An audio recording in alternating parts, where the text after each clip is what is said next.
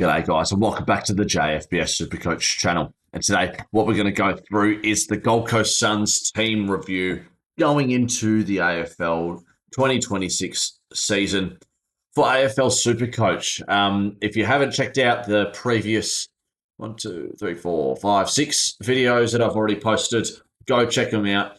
Basically, I've talked the team so far from Adelaide up until Freo. You can go check them out now or after this video when you click off. Basically, just going through, talking about basically every player that's relevant, and then I'll skip over the guys that I won't be talking about because, they won't be SuperCoach relevant. Like, I'll be honest, 70% of the league is not SuperCoach relevant. So you've got to really take that into account that, for example, you've got 1, 2, 3, 4, 5 people already here. 1, 2, 3, 4, 5. Like there's 10 people already on this list that aren't relevant to SuperCoach, in my opinion. But yeah, as we do, always after the start of every video, we go to Nerds for Life. If you haven't checked out his Twitter page, go check it out at the moment. He's been killing it, absolutely killing it on Twitter, getting all the information from these track watch sources and, just getting some really good notes, feeding us with some good information. He compiles it into a notepad and, tells us what's going down with obviously the sources. But yeah, this was November 25th. So, right at the start, we've only got 2, and this one was a bit more relevant on the, oh my God, where's the date? The 26th of November. So, Suns first to 4 players went back. Leo Lombard won the 2-kilometre time trial. I've got him in my team, and I reckon he'll be a good talk. Cloese came narrowly second after leading most of the run. Hewland and Bo Adensall were amongst the top 4 in the time trial. Hewland, that's good to hear, is another who could push early games. Graham and Walsh were impressed in the run and in drill work. Okay. Probably felt like that could have been. That's okay, don't worry. Duke Miller joined the group of young talent and looked good. Petrarca has been working unofficially with the North Melbourne players, and Essendon starts for about a month now. He's been working unofficially with North Melbourne players, and Essendon starts for about a month now. Oh, okay. I don't know. Okay. Whatever. Jamari Gulhagen appears to be also working hard at his new club. So very good to hear from the start of the month, the start of pre-season, really. Now, this is a lot more relevant. So if you get to mention track looks very damaging in that mid-forward role. So be interesting to see how we go with that one there. So here it is. Is that it? Oh, no, there is 2. Cool. Hagen, 214k. Secondary ruck duties in drills and stand out as a forward option during the match. Wow, interesting. I like that. Probably would be fitting that, but he'd be a little bit undersized, but that's okay. Lombard, 119k forward, appears to be securing himself the wing role this year. That is great to hear. We have a pretty decent forward option for that 119k price that we can easily play, and Leo Lombard seems to be taking it on really well. Zeke Hewland, 199 defender mid, showed his class, is pushing for opening round, which is good. Humphrey, 443 mid forward on fire. Tackle pressure is impressive. I have a feeling that him and Petrarca are going to be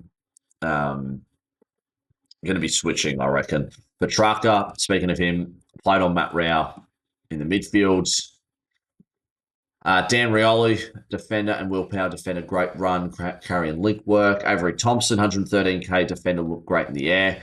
Ben Jepson, defender, huge impact in contests during the skill sessions, which is good.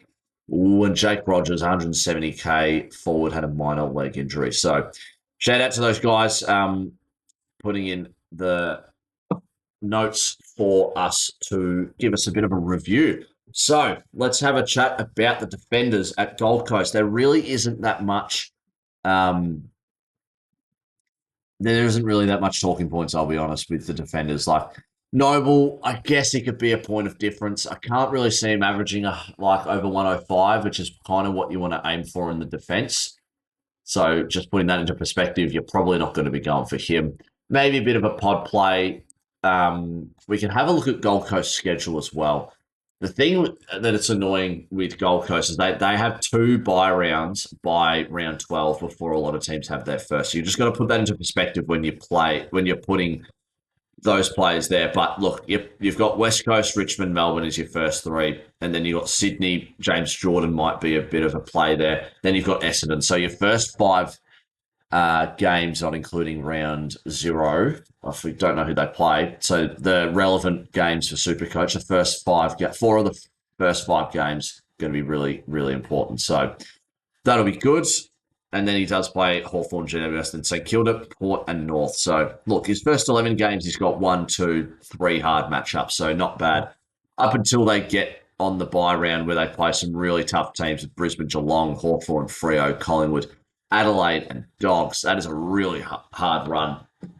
So good luck for them and during that time. But their first 11 games are pretty strong, I'll be honest. They've got a decent schedule. It's just accept the whole bye thing. If we take that out of account, they actually got a nice schedule. So going back to Noble, I'm going to say no. Joel Jeffrey, I think I'm going to be staying clear from him. I mean, what, 0%? It makes sense. Will Powell, also, 0% have him? Yep. Dan Rioli, I mean, love him to death. 1% have got him. He's just not. I mean, he's great off half the back, but he's just not SuperCoach contributing enough. Same with Hewlands, just not. He does enough, but not enough, if that makes sense. Collins, no. McAndrew, no. Dylan Patterson, we haven't really heard much since he really started. I think it was a few impressive things that he did. So I don't know what Gold Coast have got in mind for him, but I've got a feeling that they might not play him round 0, round 1. So just keep an eye out on him. I think 7% of people have got him. It's not even a bad option when, maybe 8 weeks down the line, he's a guy that pops up, that plays a couple of games, and he's got a low break even. He's going to make you money. Perfect time to bring him in. Matt Rowell going to the midfield. Matt Rowell, reigning Brownlow medalist for the Suns. Do I think he deserved it? No comment. Nah. Shout out to him and Anderson. But for SuperCoach wise,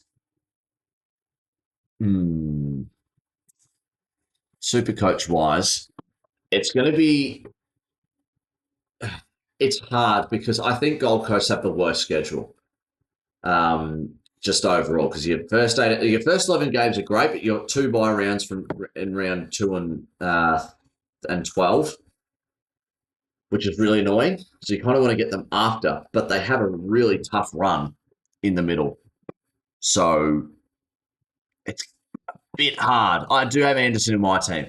Rao, I'm steering clear from because I think Anderson's a guy that's going to be hard to tag. Coming off, they might be playing him off half back, which is nice.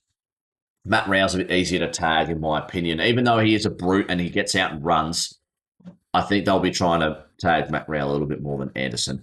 Tuke Miller, I'm going to steer clear with. They're obviously prioritising Petrarca over him. He might get some forward status. So, look, might not to be too bad. He can definitely be the F5 there for us, or F4. Not too bad of an option, but I don't think he's getting 108. It's probably going to be looking more towards like a 95 to 100, in my opinion. We'll talk about Petrarca and Bailey Humphrey in the forward line, but Alex Davies, towards the back end of last year, was playing quite a bit of midfield CBA role.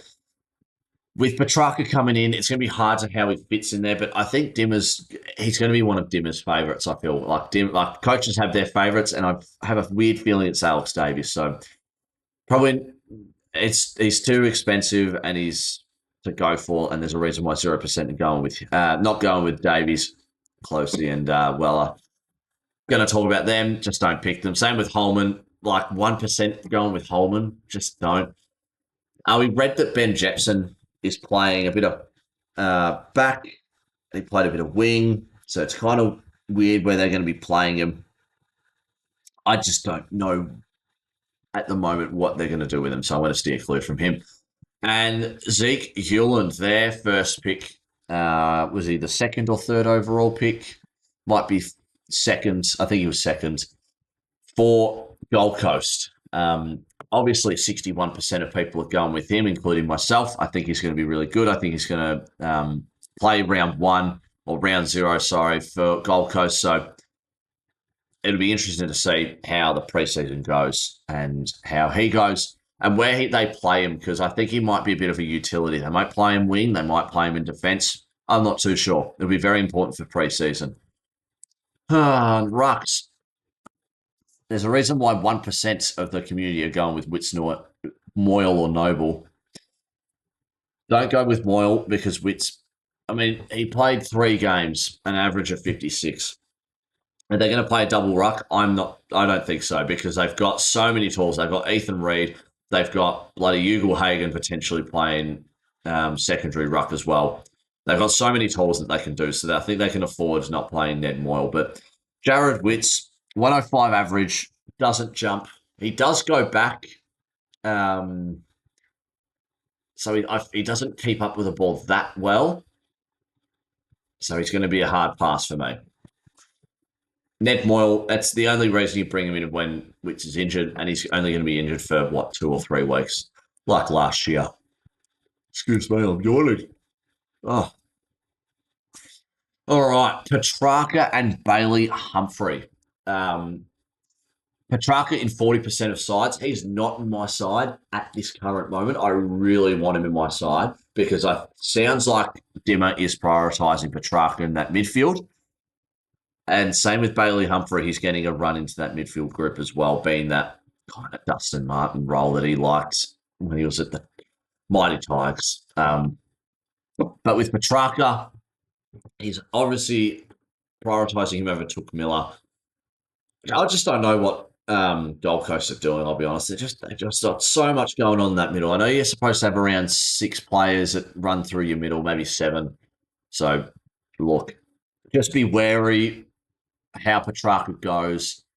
I don't think he's playing the State of Origin, so we might be okay. We can see where he plays in that midfield. Same with Took Miller. Miller and Petrarca, if they're playing in the preseason matches, then it'll be good to see how both of them line up.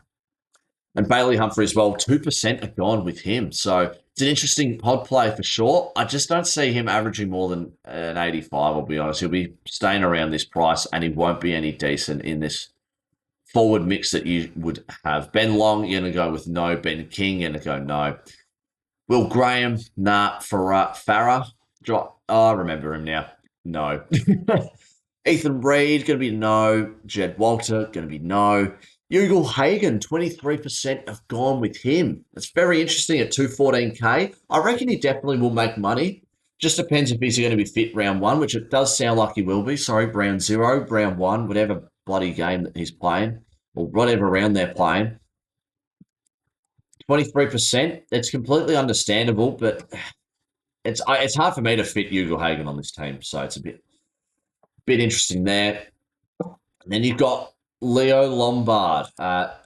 He has taken the wing spots, or he's locked in a wing spot, 119K. I think he's a lock for your side, in my opinion. He's a lock for me. Should be a lock for you guys. And then you've got Jake Rogers here, who just did a leg injury there. I've gone that through pretty quick, unfortunately.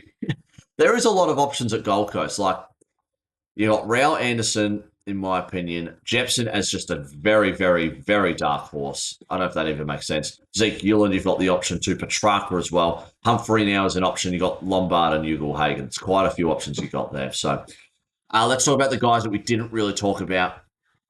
Here, Will Graham, just going to go with a no. Farah, no. Moyle, you're not going to go with. Charlie Ballard, if he can stay healthy, he could potentially do something, but it's kind of hard with Mac Andrew being in the defence line and Sam Collins. Mac Andrew, they might play as a Tom Stewart type thing, like a Nick Vlaston. Of course, I'm comparing to Richmond. And Charlie Ballard can go down back and, be the key defender he is. Known for Oscar Adams. I don't know much about him, I'll be honest. So I'm just going to say no for now because there's a few guys in front of him. Himmelberg, no. Goulburn, no. Jai Murray, no. Adam Saul, he was a rookie. He is a rookie, sorry. If he plays, it's not a bad option, but look, 120, you just wish he's 119k. Bell, Eastham, um, Evans, sorry, Caleb Graham, going to say no. Noble, Lewis, Coulson, and Avery Thomas. So that is the Gold Coast Suns for you today. I've been doing this every video where I just list my top five. I think number one for you is a guy like Zeke Gilland. Number two, I'm going to do a tie between Anderson and Rao. You can't go wrong. I'll give the little slight nudge to Anderson is in front, in my opinion. So it'd be Euland, Anderson, Rao. I'm going to go Lombard, then Petrarca. Petrarca might be higher. Petrarca might be. It might be this. I reckon it's Euland, Anderson, Petrarca.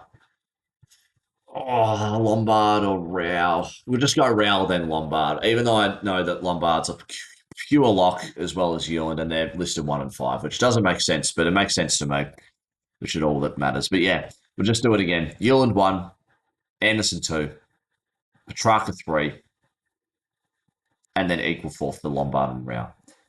That's going to do it for me. Hopefully, you guys enjoyed that. Let me know if you enjoyed or if you liked some of the stuff or the insight that I was giving, my opinions on how this team might play, what they might be used for, some of these players. So, yeah, thanks again for tuning in. Hope you guys have a good one. Let me know if you're going for any of these guys. If you don't like any of them, just let me know about anything. Thanks again for tuning in. Hope you guys have a good one, and I'll see you guys next time. Cheers.